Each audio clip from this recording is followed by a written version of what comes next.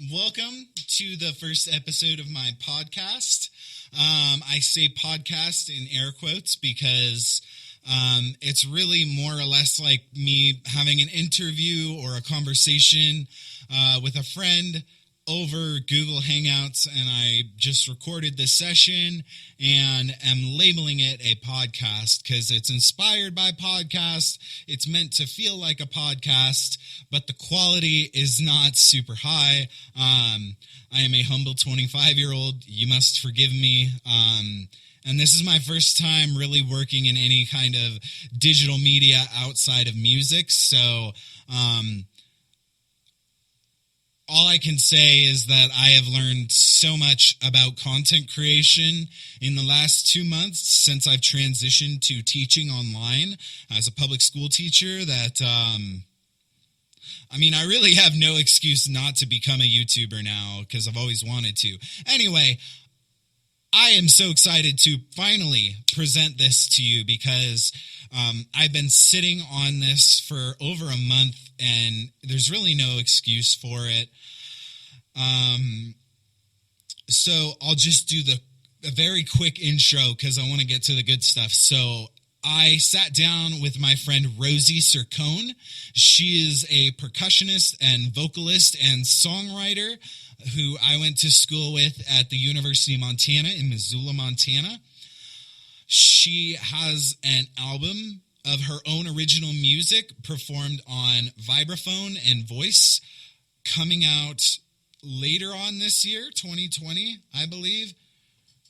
Rosie, we're waiting. So I jumped at the opportunity to have a conversation with her about her creative process and just the creative process in general. And so,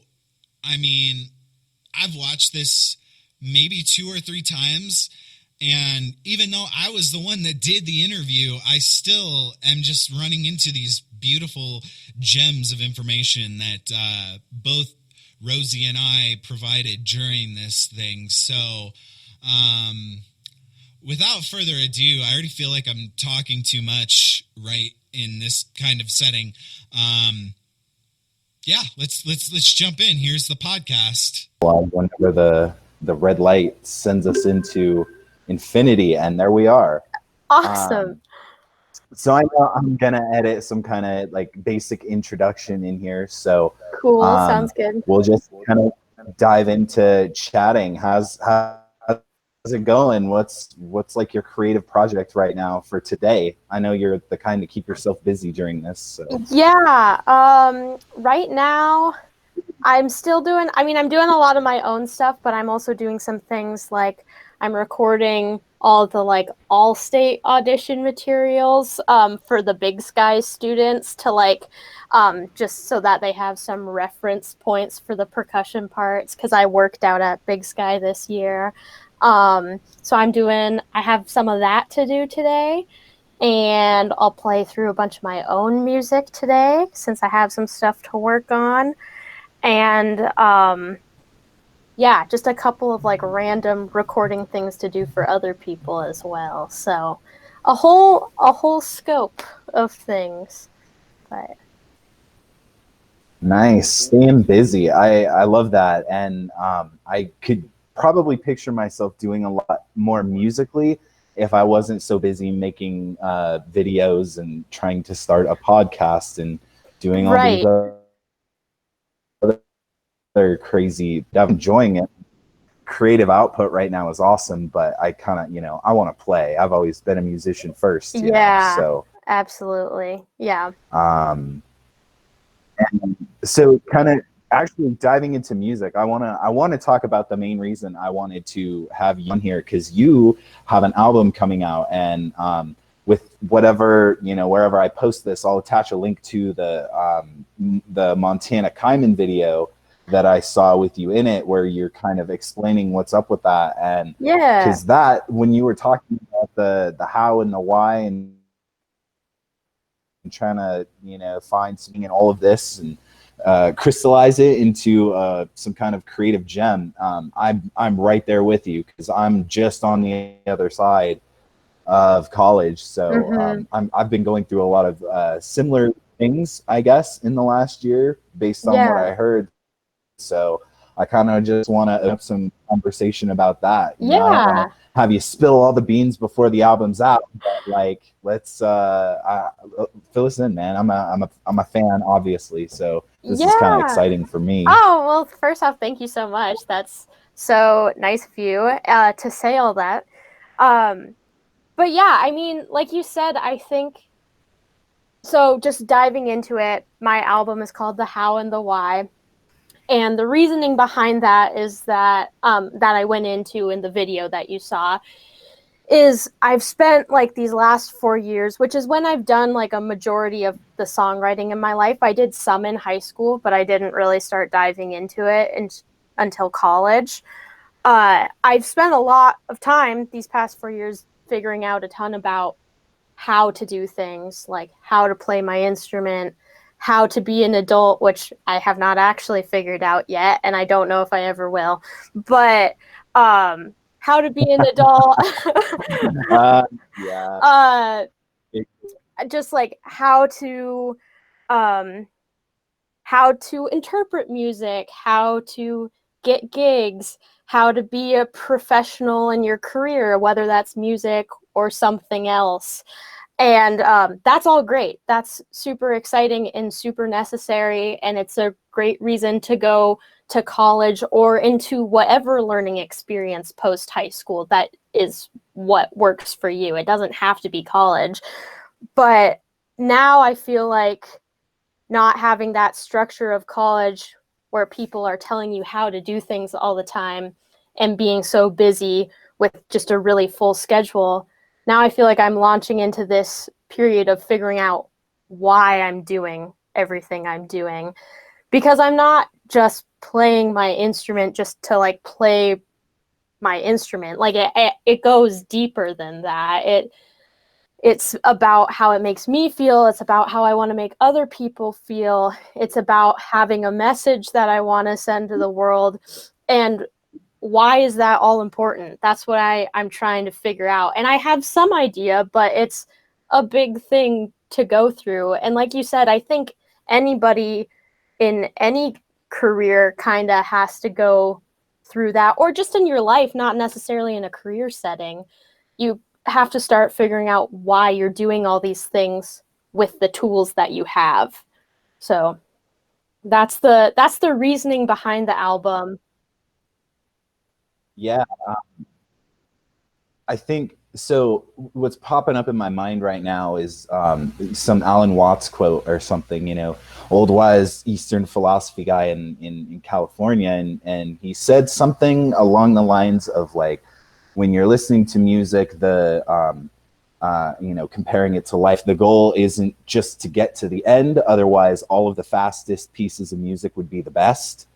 Um, and you know, when you kind of distill music into a practical sense like that, you start kind of having those questions of wondering, like, what is the purpose? What is it I'm trying to do? What am I actually good at? And how do I contribute to the overall narrative? Because there's so many other people out there similar to me and doing their own thing. And you don't really get a lot of time to discover those thoughts when you're in the process of college, because right there toward my last year and kind of afterward, especially the summer before I student taught, you know, because that was after I'd finished all of my stuff on campus in class, I had this feeling that it reminds me of like when I overeat, you know. I just have been stuffing my face, and then like 2 hours later I'm just like, oh, can't process too much, you know, whatever in my system. And it's Totally. right now the process of kind of digesting it and figuring out what stuck and what's going to just kind of pass through and what I need and what I should have paid more attention to, and all sorts of stuff like that. But a huge thing is just trying to um, find what it is that I want to do, because like you said, everybody has been telling me what to do for the last you know, I was in college for 6.5 years. So being on my own schedule, it's like, I report to my boss at the school or whatever, but still it's like I'm doing my own thing now, and I have to be my own parent and my own teacher in a way. So Right. Yeah. And I think that's a great way to put it. You're suddenly filling in all of these roles in your life that you've been used to having, like a parent, like a teacher, and you really have to do it for yourself. And that's something that doesn't really get talked about, that like that part of the transition, but it's hard and no one tells you how to do it and there's no guidebook for it, and it can be really overwhelming. And a big part of why I think it's important to talk about is I think people get sucked into thinking that they're alone in this mindset. Like, wow, like I don't know what I'm doing after college. Like, is there something wrong with me? Did I like am get I the the wrong only degree? one? Yeah, am I the only one that's having trouble with all these things? And whenever I talk about it to somebody like we're doing right now, we're all having the exact same thoughts about it. And again, whether it's from graduating college or some other professional school or some internship or doing some job that's given you a lot of structure for a while, like we all have this transition point at some time where we suddenly have to figure out like why, just the purpose of our life. And so I think it's so much more fun and reassuring to talk about it with each other and be open about it and realize that we can figure it out together instead of just staying in our houses and freaking out about it all the time. And so yeah. Well, and sometimes when you're talking about something, especially when it's kind of just free form conversation, you kind of stumble into the weeds in your own mind where you discover this like little gem of an idea that was nested in there the whole time, and you just never really discovered it. Right. So for that reason, I think these kind of conversations are important as well. And that's why I'm so happy that we're doing this. So Absolutely. what kind of things have you discovered? What little kind of gems are nestled? And actually, I'll start with something that I've discovered just since student teaching. A huge thing for me in college was like, it was always about me. Like I was trying to pass my classes and I was trying to get better at whatever instrument I was studying at the time, be it sax or guitar or whatever methods instrument I had, piano. Mm-hmm. And obviously I dedicated myself to the ensembles and the bands that I was in, but that was all contributing to like me trying to, I guess, level up in a sense. And now that I'm on the outside of it, especially in the music ed realm, I'm realizing that so much more of what we do is about the we.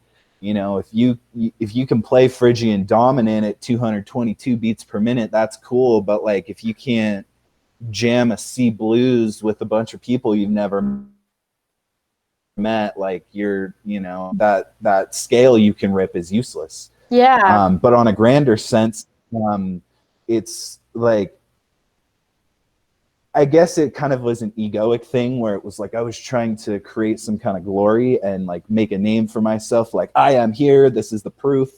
And this is the proof that I'm, worthy of listening to or being looked at. But really what's more important is my ability to kind of contribute to the conversation and lift other people up and take fuel from other people succeeding. Because I used to be the kind of guy where it was like, if I see somebody out there thriving, especially with music, I'm like kind of bitter about it. What are they doing that I'm not? What's their magic potion? Is it something inherent about them? Are they doing something? And it was always kind of like a bit of jealousy and envy. But now, when I see somebody out there killing it, I'm like, fantastic, because we're rolling this together. So that's one giant thing as far as something I've learned post grad. So do you have anything kind of in a similar light, or one of those kind of, even just a small little epiphany that you've had during this process of I mean, discovery? I think there's a lot of things similar to that. I mean, I mean, what you said just about like learning how to play music in a way that you can play it together with people, I think that's really huge. And I think it's something that almost anyone that goes into music school kind of has to relearn because, like you said, you spend all this time in a practice room alone to figure out your skill set. And it is like really freeing when you suddenly are not doing all these things that are just for a lesson or just to pass like a recital or something, to realize like, oh, the whole point of that 4 years was so that I can share music with other people, whether that's playing with them or just even if it's like a solo act, like you're still playing music for other people and you want to do things that they can connect to and understand. Um, so I really resonate with what you said. I think that's so huge. And yeah, I think the other thing probably related to ego too is just that like I've been doing quite a bit of my own social media work and I'm like running a couple of like as like a side job, I'm running a couple of like social media pages for these other like music organizations that I'm working for. And and so I've been scrolling a ton through like musicians that I don't know anything about, just trying to like connect with them and just realizing how big the music world is. Like there's so many people playing music out there, whether it's like just for fun or on a super professional level, and you've never heard about either of them, even though they're both killing it in their own way.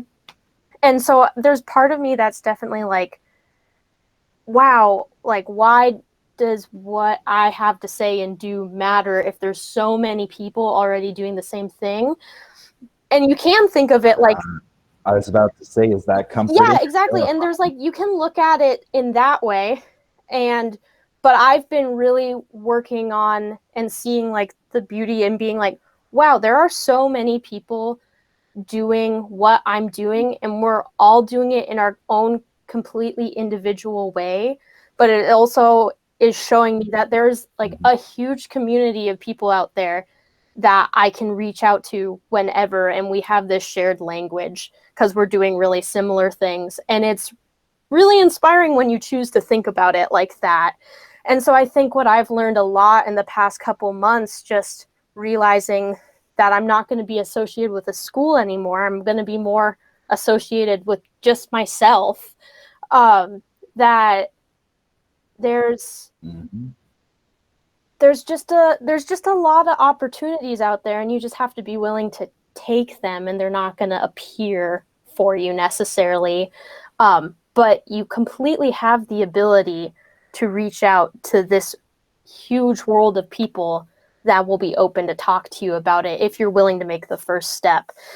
And so I think that's something I'm like still trying to grasp and like still trying to articulate, but it's something I'm thinking about a lot right now. Mm-hmm. There was something in there that had my brain on a train of thought, and I lost it for a second because I had to hold on to it, and I got it now. All right, okay. So, something you were talking about opportunities and taking them for yourself, and something that I realized, a thought that popped in my head this morning actually. I was thinking about how I'm doing all of this new creative stuff, making videos and podcasts and all of that. And there's a difference when it comes to creating this a video for me right now than there is for like say pulling up a DAW and writing a song. And the main difference is that I have to do these videos. Like in order to keep my job, I have to be putting out this content for my students. Mm-hmm. And that kind of have to is a stronger voice in my head than the voice that is constantly telling me no. And I need to develop a skill where I stop telling myself no to things, where it's like, hey, I want to try to, do a full band cover of this song. And then there's this voice in my head that's like, oh, well, that means you're going to have to get new guitar strings because you want the guitar to sound good in the mix. And then you're going to have to spend hours tracking. And then if you get it out there, and then maybe you have to fight copyright, and then by that point all your work will go to nothing. And then by the time those thoughts have all cycled through, I'm like, all right, well, I'm just not going to do it then. And Right. with a situation where I can't listen to that voice, I'm not the most secure person in the world. I have not enjoyed spending hours looking at myself editing videos, but like I have to do it, and I'm hoping that this kind of creative momentum that I have will carry on through into the summer months when I actually have all of this free time and I don't have to create stuff for school. Mm-hmm. I'm wondering if you ever deal with that, because you're a person I've seen who has quite a lot of creative output, whether you're doing stuff for school or you're sitting in recording sessions with the Fertile Crescent or you're doing your solo vibe stuff. I mean, I've seen you live stream at least 2 or 3 different times in the last month or so, just like actual live performances from your room. So you're in there doing it all the time. So do you face resistance, and how do you get around it? Yeah, that's a super great question.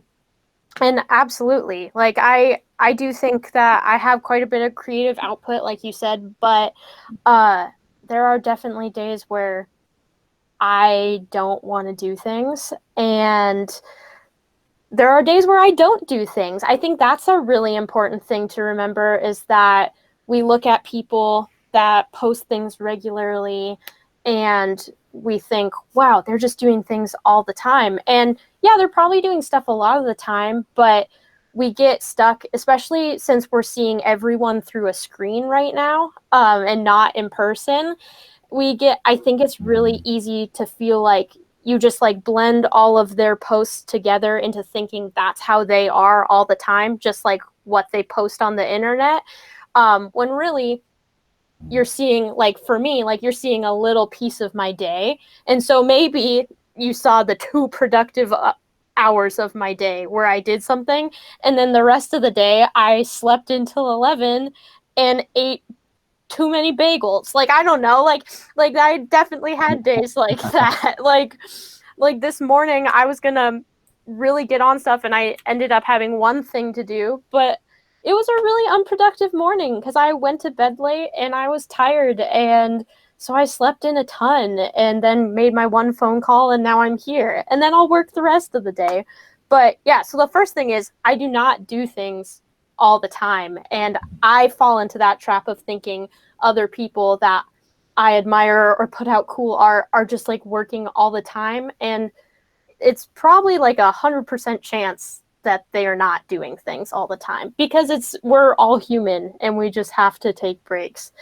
Um, but that being said, I think a big way that I have continued to create art and have done a lot of extra art, I'm putting quotations around that just because there was a lot of things I chose to do outside of what was assigned to me during music school, is that I had this mindset that I was connected enough to my own art that I didn't blend my like music school career with my own art all the time. I saw how they would feed each other, but to me, like writing my own music and performing my own music was a relief from what I had to do for music school.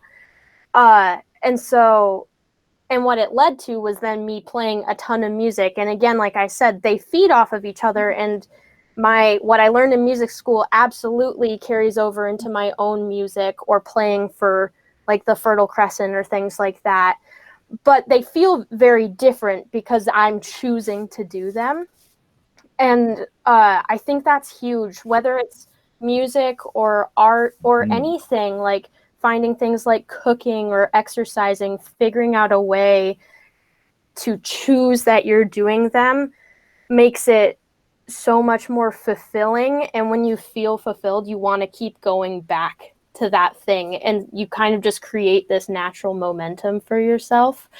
Um, and yeah, and it's just kind of about finding those outlets, which I think can be hard for people sometimes. And I just feel really lucky that I, like, through songwriting and things like that, that's been a really natural outlet for me. But I think everyone has them. You just need to look for them sometimes. Yeah, it's definitely easy to kind of run into a creative wall, personal choice of creativity. Uh, um, for an example, in a somewhat similar sense, this time last year, I got to kind of, or actually, I wasn't totally blending my styles really at all. I played in a jazz combo, um, but I was like kind of the upper level player in the group because my combo fell apart, and I was like, hey, I still want to play. Can you throw me in with somebody? So I was playing with them, but at that point, you and I had actually taken the jazz theory and improv in the fall that year. And then I didn't take the spring semester class because I couldn't fit it in my schedule and I didn't necessarily need it to graduate. So I passed on it. So that semester was the first time that I was completely left to my own devices musically, outside of a couple of things that I had to do for like my music ed classes. And so the first thing that I did was I learned a metal album. I learned one of my favorite albums by one of my favorite bands all the way through. And I would sit there and, like, as a focused exercise, I'd be like, all right, can I play guitar front to back with this album and not lose my train of thought? And that was one of those things where it was like, yeah, I was unlocking that flow state because it was music that I loved and I was able to play it really well, but it was just slightly on the edge of my playing. And I think something that creative people do, whether we acknowledge it or realize it or not, is like we're basically just addicts to flow states. And I think an entire musician's life, or maybe even an artist or an actor or any kind of performer, is just chasing flow states. And one of those things, which is great because it's always kind of like there's always been an incline, is that you can't focus on one thing for too long, otherwise you stop getting that fulfillment you were talking about, and then it gets boring, and then you're like, I could be spending my time doing something else that's making me feel happy rather than bored. So it's like the flow state, like the carrot at the end of the stick that we're just constantly chasing. Yeah. No, it's interesting to hear you talk about flow states because that's something I think a lot about too. And like you said, I think a lot of artists think about flow states. And I feel like flow state is, like, getting a true flow state is something that's actually really hard for me. Like, I feel like some people talk about flow states just like they're not thinking about anything else, and like all that's happening is the music. And just with how my brain works and some of my Right, when you're like listening to one of those like massive jazz masters talk about improvisation, like Wayne Shorter or something, it's like, man, it's not even about the music anymore, it's like metaphysics. And it's like, thanks, man, but what notes do I play over F blues? What I'm saying? Exactly. And I think there are some people that absolutely get to that point, and I think it takes thousands and thousands of hours at what you're doing. But again, just kind of in the interest of transparency and being completely honest about it, like, I don't feel like I have music flow states a lot of time. I'm still thinking about things that are happening in my day sometimes, or I'm thinking about what chords I'm playing, and I'm very purposely, like, trying to, like, figure out this new voice leading thing in my accompaniment or something like that. And I don't know, I guess, but I think what you said about chasing flow states, I do think that's, like, a big reason that I still keep coming back to music, because the moments that it starts to click, whatever it is, whether you just get down this like really simple chord progression and you can actually do it without like thinking about it, like that's a really special moment and it's really cool. And I think a big reason that I'm still motivated to do my own art and continue trying new things is I think it's really important as an artist to learn how to be really excited about small successes and small victories. Oh yeah, especially in Exactly, music. because if you're only excited, like imagine like you working on your metal album project, which is really cool. That's awesome that you learned it beginning to end. Like imagine if you had only been excited when you actually completed the full album. Like there's no way that you would have gotten to the end of that project because it would have taken you would have been so frustrated the whole way through because that's a big undertaking. That's a huge undertaking. And and I think some Well, and it was the album, the Flat by Tool, and so these are like 9-10 minute songs, and so it was definitely like, okay, today I'm gonna yeah, learn a verse, and that's gonna be my win. yeah. And I think sometimes people don't feel fulfilled by music or art because they feel like it's only like the art is only worth it when they finish a project, like fully finish. And I'm like a really big believer that art is art no matter where you are in the process, and you have to think about every step of the way like an evolution of the art you're creating. And so if you can think of every tiny victory as like, wow, I created something, I did something, it becomes so much more fulfilling and so much more exciting, and you want to keep coming back to it every day when you can savor those little moments instead of just the the big noticeable moments. Well, and I don't know why my brain went to this thought, but it's just kind of imagining like a musical evolution where it's like, it's that point from back, thousands of years ago when some kind of early human like threw a rock and heard the rock land on the ground and go da da da da da da da da, and they were like, oh, that sounds cool. How do I do that with like smacking the rock on another rock? Right. And then all the way to like you know, New World Symphony, Dvorak, or what's the thing I'm thinking of? Rite of Spring, massive orchestral thing that just totally changes the face of music, all the way up to, the modern age where Billie Eilish and her brother make a #1 record in their bedroom.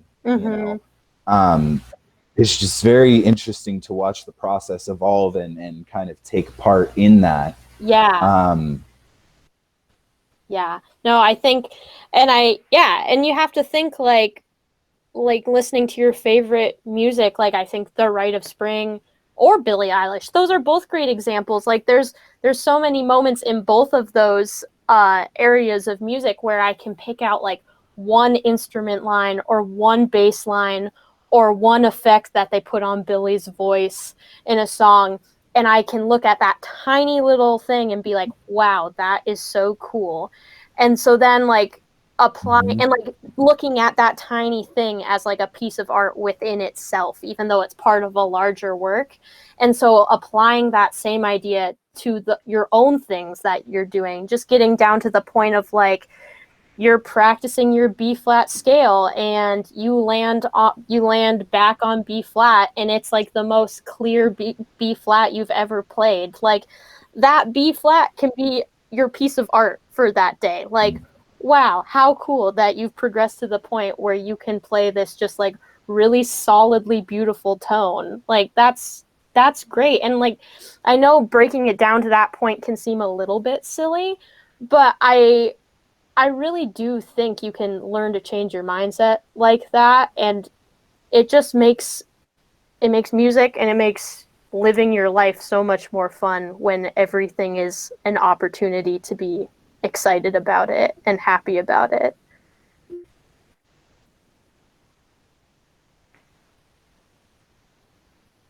Totally. It's difficult with music too because by its nature it's pretty ephemeral. Like I have my guitar like in arm's reach, right? So if I, literally if I just pluck one string, the sound is there and it hangs out for a while, but eventually the string, and I can just bring a stop to it, it stops vibrating and then that note is gone forever. It'll never come back. And even if I recorded it,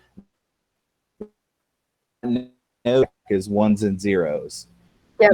And so in that weird way, sometimes having a record is like the only way that an can be like, I've done something. But I love the fact that you have that mentality where that note and that explanation of the note with the metaphor, this podcast is my art for the day. Yeah. And it's just a conversation. Exactly. I'll be a focused one still. Yeah, no, I think it's so important. And I think it's important too to like point out that, it's like it's inspiring to listen to people have these conversations, but for a long time I was like, okay, great, but that's not how my brain is wired. And I think I like want to be really clear about the fact that I did not think of music like this all the time. Like it took purposeful work to get my mindset to be like, you know what I'm doing is important. This little piece like can be my art for the day. I don't need to create anything gigantic. I think it's so important to realize that your mindset can be you can practice it just as much as you practice your instrument, and it can help your life and how you practice your instrument. So. Mm-hmm. One thing that I wonder about with you, because the first time I had ever actually, I wouldn't say we met necessarily, but the first time that I became aware of your existence was actually at we were doing the Buddy DeFranco Festival in Missoula, and I remember I was a room monitor for one of the like clinician rooms, and the Hellgate band came through. You were playing drum kit, and Gary Hobbs walks in. He's like, "Congratulations! Here's a Yamaha snare drum." And it was really cool because like I was listening to you play and I was grooving with it, but also just like the look on your face, like, what, I made this happen. This just happens to people when they're good at music. This is really cool. And then I knew you around your college, but I, out of insecurity in business or whatever, I was always a little too intimidated to come up and actually like try to open up conversation. But what I'm wondering now is, even though you were in the Missoula community and doing real college, how part of your college career and you were like, uh-oh, I thought I was good at this, and now I know the truth. Did you have that moment? Can you repeat that question one time? You just broke up a little bit through that.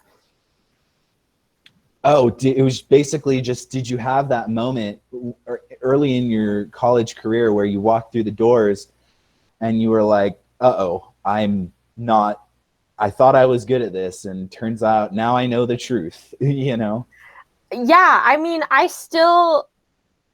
definitely had that moment then, and I would say I had moments of that throughout college, and I would say I'm also having that now, because I'm like about to launch into the world, which is now, instead of my like 11-person percussion program, it's like the entire percussion community as a whole is what you feel like you're being compared to.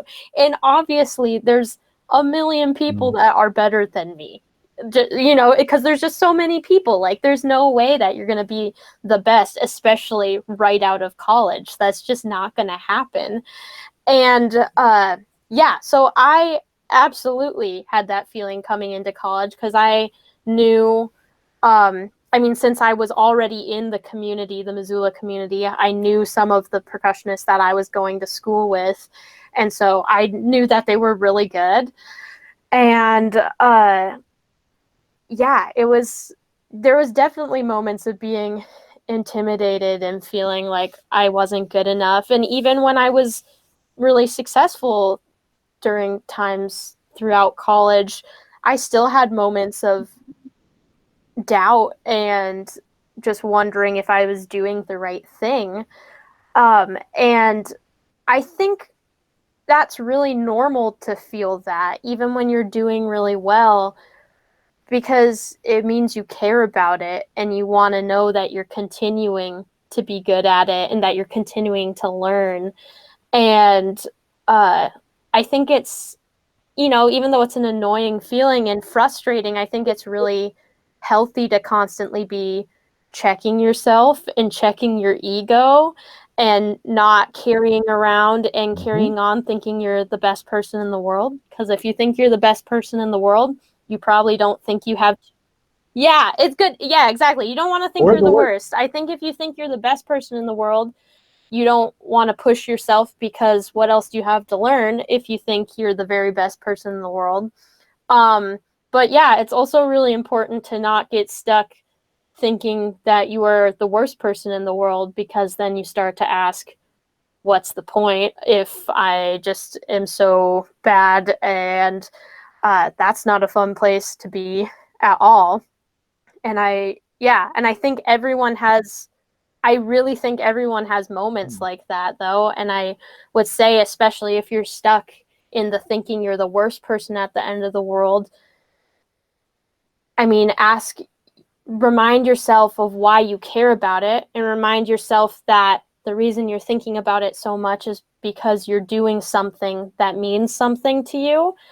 And if you're putting the right intention into it, that it's going to matter to somebody else, and it does matter to somebody else that you're doing it.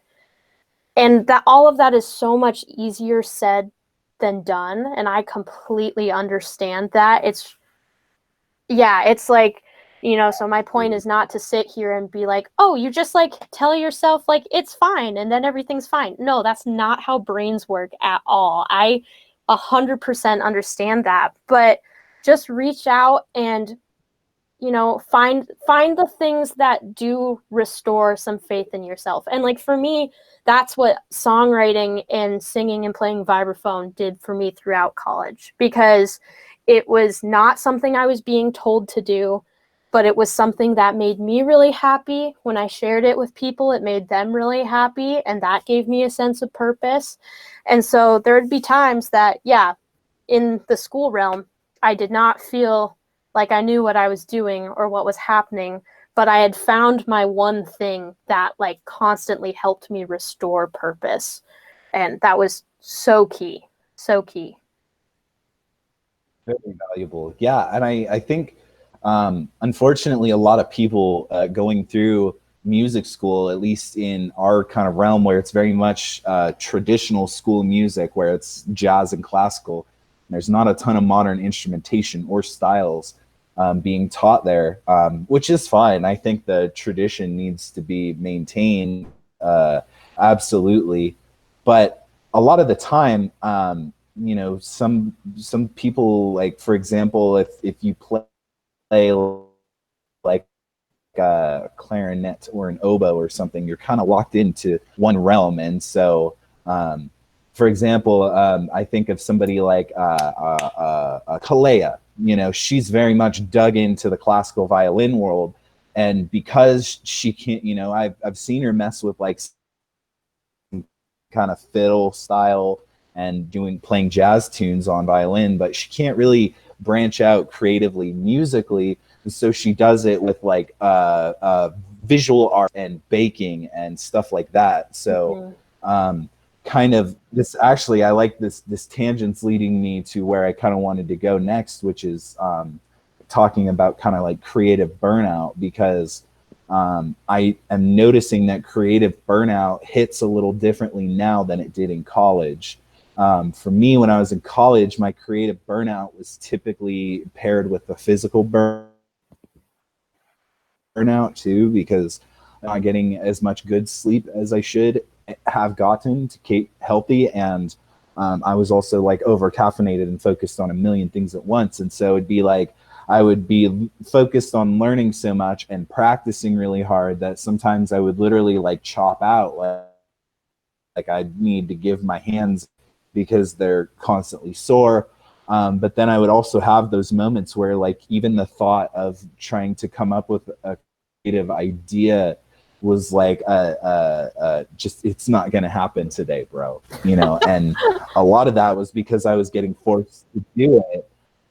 Now what's kind of nice is that I know that if I run into a feeling of creative burnout right now, it's because I've actually been doing something creative because I'm not constantly in that state. Yeah. I'm kind of getting there right now because, you know, in the last 2 weeks, I've done 3 of these podcasts. I have made like 6 or 7 videos, you know, and I've still been attending meetings for work and just trying to live my life, you know. So I'm looking forward to a break very soon. Once I've got I've got 3 weeks worth of videos ready to post now that I know we're done for the rest of the year as far as actually attending school in person. So once I get those videos done editing, I'm going to take a couple days and just, you know, go out and play disc golf and recharge my batteries. Cause then I could start diving into like, you know, I'll make TikTok transcriptions and, you know, covers and stuff like that just to, you know, keep them interested right now. Cause being a student, I would imagine it'd be a total trip right now. So anyways, circling back to creative burnout, I mean, you're still kind of in the thick of it with your last semester of college, but do you find that you're personally experiencing creative burnout with your when you're writing your album or doing readings or any of the other stuff that you do? And do you have any kind of advice for getting over that off and either doing something different or doing nothing at all? Yeah, that's a really great question.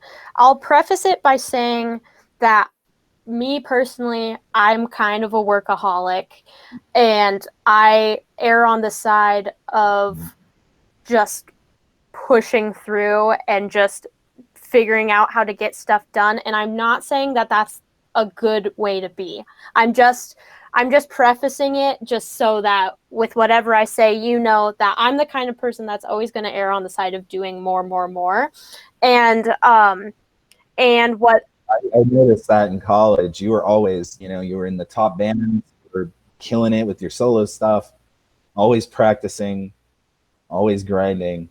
yeah, and It was a rare occasion you even pop out for like the social gatherings and stuff, you know? yeah, and like yeah, and I think in a perfect world, I would be a more balanced human being and I would understand when I was on the edges of burnout. And I've never really had like a full burnout. Like, I know some people have had like days or weeks or months where they were just like, I literally don't want to do anything. And I feel for them on it because I totally understand how you can get to that point. I've just been lucky enough to where that's never really happened for me. But I definitely have. So even though I personally haven't had times where I have just completely stopped doing everything, I definitely have had times where I haven't done nearly as much as I've done, or I've really not worked on my own projects and just done the bare minimum of what I had to be doing. I've absolutely had those times. And I think the most important thing is to just keep doing what you can, as simple as that sounds. And again, not necessarily the most helpful piece of advice, way easier said than done. But like I said, like I'm still in music school. And so I'll have days right now where I wake up and I'm like, the world is crazy. I don't want to be doing anything right now. I just want to take a break. I just want to hit pause, and I can't. But on those days, what I do is I assess the things that I absolutely have to get done. Like you were saying, the things that I can't say no to. Um, and then for that day, I'll leave it at that. I'll leave it at the bare minimum. And usually for me, if I give myself a day or two of just the bare minimum, since I love creating my own music enough, that desire will come back after a few days, and it's really refreshing to remember that you're doing something because you want to and not because you have to. I feel like people get to the edges of creative burnout or fully into creative burnout because what they're doing starts to feel like something they have to do, like they don't have a choice about. And creativity Mhm. is always a choice, I think, because you can do things in your life and not be creative about them. Like there's plenty of jobs in the world where you don't have to be creative. On the flip side, I think that everything has an opportunity for creativity, but not a necessity. And so just reminding yourself that you are choosing to do this, and if you need to give yourself a couple days or a week to let that desire come back, that's okay. And but just do what you have to do. Um yeah, and again, remember that this is something that every single artist of any kind has gone through multiple times, even multiple times a day often. It's just it's you people think that they are alone or there's something wrong with them if they don't want to be creating, and that's just not the case. We just creativity takes up Mhm. such an like a big part of your brain and your being and your energy, and especially as the world is right now, we're all like being having to be scared and hesitant to go outside and act or like live our normal lives. That takes up a lot of that same emotional energy as being creative does, I think. And so yeah, just being easy on yourself as much as possible. Yeah, absolutely. So we're kind of I'm wanting to get to a point where we're wrapping this up. So we'll talk about one or two more things and then call it a day. So Sounds good. you're teaching online now. If you were a public school teacher, you would be killing it. So uh, tell me a little bit about that and how that's been going. Yeah, so I have a couple of online things set up. I actually have not taught any official lessons yet. I'm still getting some worked out right now. But yeah, so I'm teaching some songwriting classes online, which I'm really excited about, and they're private sessions. And I'm super excited to be teaching songwriting because I think it's such a fun thing to work on with people, whether they have experience composing music or writing lyrics, or whether it's the first thing or the first time you've ever done it. It's a really exciting experience from either position. And yeah, and I think I think online teaching obviously is so important right now because otherwise school and learning would not be continuing. And I'm so thankful for you and all of the other amazing teachers that are absolutely killing it for students. um but yeah, so I'm doing a little bit of teaching, and then also, like I said earlier, just like recording some helpful videos for some of the high schoolers I've worked with this year. And yeah, it's a new and exciting realm for me. I never really thought I would be jumping into online teaching, but here we are. So it's cool. Yeah, I one thing that's really cool about this too is that there's so many artists out there that are like very established people who I listen to all the time that are now able to go online and offer lessons. Like there's this producer out there named Bad Snacks, and I'm like, now I'm Yeah, getting paid. I'm like, I want to take Bad Snacks production classes because I want to learn how to, do a little beat pad and make beats. And then that's awesome. Yeah, I love um, bed snacks. I not to get you too excited, but I feel like I may be coming to you soon because I love the feeling of writing out like a form of a song and writing out riff eye of using my voice and writing lyrics, and that's always the missing part of everything. I'll have a full song written, and it'll have all these great parts in it, and then I show it to someone. They're like, "Man, this is really really cool. So you're gonna add lyrics?" And I'm just like, don't ask me the question. Obviously, I'm not there yet, you know. Yeah. So I love that, and a part of reaching out for those kind of things for me as a student was like I was already taking my music classes, and money was kind of shy, but now I think it's totally worth the investment if you can find somebody online to kind of help guide you, because I definitely learned the value of having a strong guide in college. Absolutely. Yeah, and I think it's a really cool time too to just I think in the music world, especially when you go through the academic route of it, of going to music school, you're used to thinking of taking lessons in such a way that it's like it's somebody you meet with every single week and you have goals um and you check in with them and you have checkpoints, and it's really exciting and also just as valuable to have the experience to work with teachers just once or twice.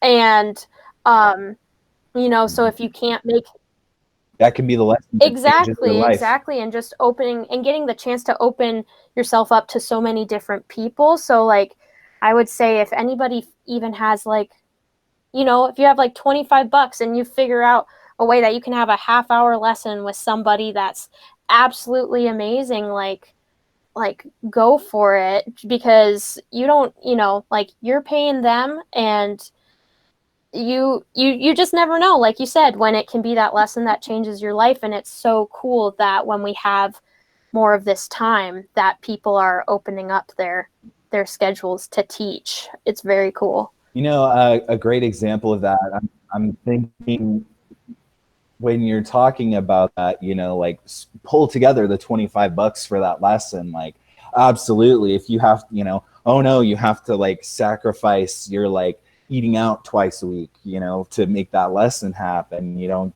get your like, you know, $15 combo meal or whatever. But you will have that experience that can stick with you. I personally was I was going to go see one of my favorite bands at the Wilma in Missoula, the band Mastodon, and their rhythm guitarist was offering a lesson. It was like a half hour or an hour for $100, and you know I know that's kind of steep, but also the guy's a professional. He wrote one of my favorite albums of all time, so I was like getting ready to do it, and then I kind of chickened out because I was trying to play it safe financially. And to this day, I can't listen to Mastodon without thinking like, man, I could have had a lesson with that guy. Yeah. You know, so it's one of those things where like if you have the opportunity to take a lesson with somebody that's phenomenal, you have to, you know, make it happen, because that opportunity is just like the note I talked about on the guitar. It's going to come and go. Yeah. And, you know, you might not get it again. Yeah. And I think too, like, also, I completely understand that sometimes that $25 is too much for somebody. I completely get that. And I think one thing to be reminded of during this time that we are all being forced to do online learning is to like realize that it works and that you can still learn in an online learning environment. And with that being said, like, let that fuel you to go find that awesome YouTube channel that does all of the exercises and examples on your favorite instrument or on the instrument you're working on. Like, I guarantee that there is some resource out there that you can use that is free. And I think a lot of people are hesitant because it's like, oh, but it's online. Like, how will I feel motivated? But if I'm learning anything from this quarantine time, it's that we can still be learning and connecting a lot, even if it's not in person. It just takes a little bit more of our own drive behind it to make it happen, but we absolutely all have the capacity to do that. Yeah, and the only thing I think is really lacking, if you it only happens you're not doing something kind of like FaceTime, like, you know, is that you only are missing out on like the like right in the moment feedback, you know, when Right. your snare drum teacher telling you like, hey, tuck those fingers in, you know. So I think that despite that, you know, we've got that going on, but still you can get past that because, like, for example, like stick control, you know, you can go buy that book and work out of it on your own, which if you're listening and you don't know what that is, it's like a standard issue snare drum practice book. You can go onto YouTube and find somebody playing all the way through stick control with a metronome, and you can change the speed of the video if you need to. You know, it's like I'm noticing that I'm, you know, in a couple of Facebook groups of band directors and music teachers going online trying to, you know, make some sense of this. And the people that I'm noticing who are having the worst time right now are the people who are like very dug in, who, you know, maybe have been doing it 20, 30 years and don't have a big hold on technology. So that's a barrier for them. But then also people that lack kind of a flexibility, they're also kind of suffering because they're like, man, I just want to get in and make music happen in a room. But it's like, well, no, take advantage of this time to expose your kids to all the stuff you don't have time to talk about in a lecture. You know, those musical culture lessons that I learned in college just from hanging out around people, I can talk to my students and explain these things to them because, you know, I realized there was so much that I wasn't even processing about the world of music until I got to the university, that, you know, it's music teachers didn't care about me and my musical growth. They just didn't have the time to give me this information because they had a concert to get ready for, you know. And so now that that's gone, I think we have a lot of freedom, and I'm personally thriving in it. But, you know, I'm just on the line of being Gen Z and being a millennial, so I'm very tech friendly, I'm very flexible. So and I've just got that kind of personality to roll with the punches, like, yeah, whatever, let's make it happen, whatever we got to do, you know. And so again, you know, like I said, in one of your Instagram stories, what are you grateful for right now? And adaptability for me is enormous, because I would be having mental breakdowns and just having a really rough time if I was not flexible and adaptable right now. Yeah, absolutely. I completely agree. Cool. All right. So that rant aside, I think that's kind of a good point for us to end. You know, we're coming up on about an hour now. So, Rosie, thanks a ton for getting on and having this conversation with me. I almost kind of forgot we were doing this as like an interview kind of thing, which is good. That's how a podcast should feel. Wherever I post this, I'll attach stuff about you. Follow at rosie.cq on Instagram. And Rosie, do you have anything to say to my students and the world at large? One last thing. Thanks for having me on. I'm really, like you said, I kind of forgot that we were doing it for a podcast purpose. And so it's just a really great conversation. And yeah, I would just say that, like you said, adaptability is key. And even though this time is really weird, we still have the ability to learn things, not only just in general, but from this situation specifically. And keep being kind to yourself. So. Sweet. All right, Rosie Cerquone, you're a gem on this world. Thank Thanks again. you.